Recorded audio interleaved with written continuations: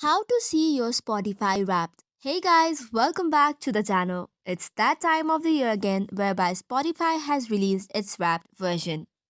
It is a special features released by Spotify that gives users a personalized summary of their music, podcast, and all other details. Typically, it is released in the early December and it is here right now. On your home screen, you will see a colorful banner or card that says Your Wrapped 2024.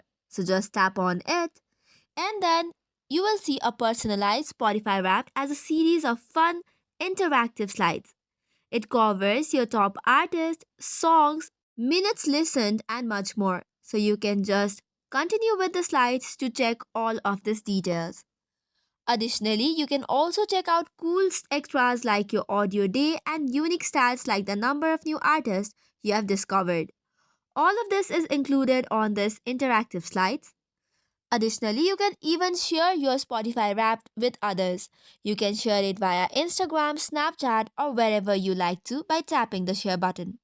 Bonus, it also creates a Wrapped playlist of all your top tracks as well as the top songs of 2024. So, this is how you can check out Spotify Wrapped. That's it for today's video. For more such contents, do not forget to hit the like and subscribe button.